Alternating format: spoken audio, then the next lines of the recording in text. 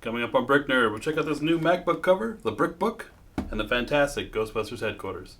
All that and the latest LEGO news right here on BrickNerd.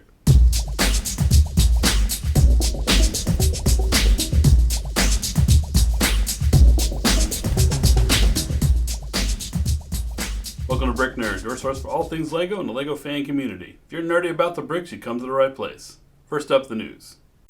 It's Star Wars meets LEGO stop motion in this animated recreation of the trailer for Rogue One. BrickNerd Studios is proud to have played a part in this amazing collaborative work by the Animators Collective. It's time to pass the torch at LEGO, and they're keeping it in the family, of course. Kjeld Kirk Christensen has named his son Thomas, great-great-grandson of the company founder Ola, as his successor. BrickNerd is looking for contributors. If you have a passion for the bricks and would like to share it, we're looking for a few good nerds. If you're interested, email me at tommy@bricknerd.com to find out more. Well, that about does it for the news. Check out this. This is a new MacBook cover from BrickBook. They sent this out for me to check out, and I have to say I'm pretty impressed. It snaps right onto the cover. I mean, I've been using this laptop. You've seen it on every episode so far. I just keep my show notes on it, and I can look up things every once in a while because I don't know what I'm doing when I do this. Don't let anyone ever let you tell you that I know what I'm doing. It's not true. Anyway, this is a fully LEGO compatible. It's not LEGO, it's BrickBook, but it's LEGO compatible MacBook cover. I can see if I can snap this off without too much trouble. Comes on and off pretty easily, just hard enough to get off. If it was easy to get off, I'd be worried because otherwise it's going to fall off when you least expect it. It's just a plastic cover. It snaps back on. It's like 6 points or 8 points of retention, some little clips in there. And it's fully LEGO compatible. I put this nerdly on here. So far it's staying on pretty good. The clutch is good, and the quality of the plastic, that's the thing I was most worried about. It's comparable to LEGO, which is kind of hard to do. Normally it's kind of translucent and kind of junky, but this is not. This is nice stuff. Snap it on here without making too much trouble. There we go. You'll also notice it's fairly light-proof, at least with something covering this up.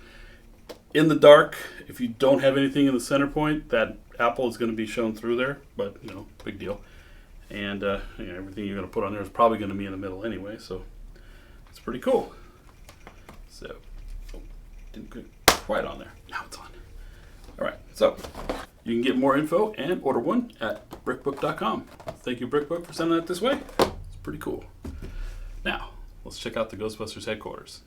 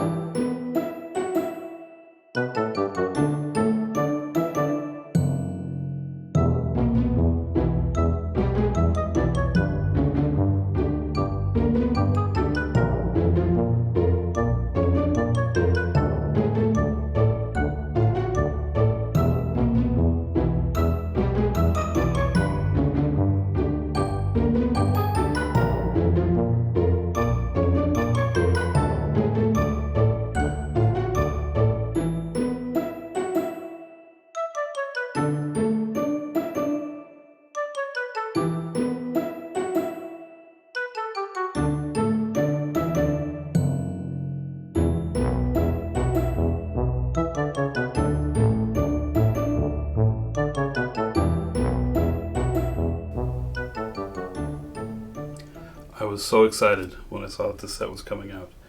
I'm a Ghostbusters fan from way back. I was, I think, 16 when the movie came out. So the perfect age to be warped for life for it. Not quite as much as 9 years old when Star Wars came out, but this is a big event in my life. I was big into visual effects, big into comedy, all these great comedians in there, fantastic director. I mean, this movie, it's almost perfect, beginning to end. The set itself, pretty good. It's not great. There are a few things wrong with it.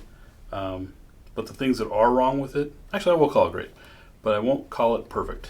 Some of the things that's a little weird on it, the back, that's just all kinds of ugly. And when you open it, well, the segments of it tend to come apart. It's a little hard to move around. Obviously, you're saying it's a big set. Why would you move it around? Well, it's also built for a lot of play, and so you're going to be getting it down from the shelf so you can play with it, or your kids can play with it, supposedly. And I found that just moving it around here to the studio to shoot it and to do other things with it, it's surprisingly fragile. And when you pull these sides off, or pull them apart, this one here, it tends to get hung up when you're trying to close it again. And then this one only opens to 90 degrees, which limits the kind of access to it. I can understand why. I don't know if you would put the same pivot point on the same point here, maybe along the edge here, so that this whole thing swings open and you would hinge it at the window. Probably not very structurally stable. Or maybe a double hinge point, so it would come out and fold back again. That'd be a little bit better. But and this one as well, depending on how flat it's sitting, you may have some trouble closing it. Problem I've had is things popping off because it's designed, with limited studs for disassembly, just like all the bigger buildings are, the multiple levels of all the cafe corner style sets, all the modular buildings. I can't close that without having to kind of flex it and pick it up again. It gets hung up.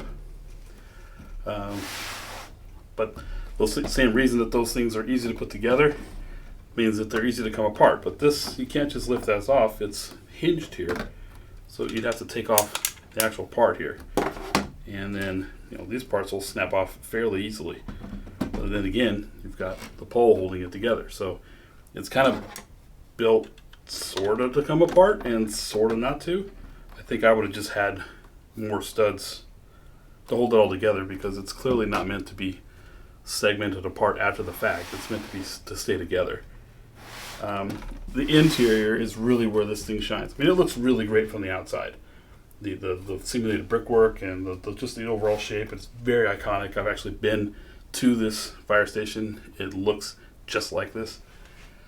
But the interior is really where all the fun is. There's so much going on in here. All these little different touches from the movie.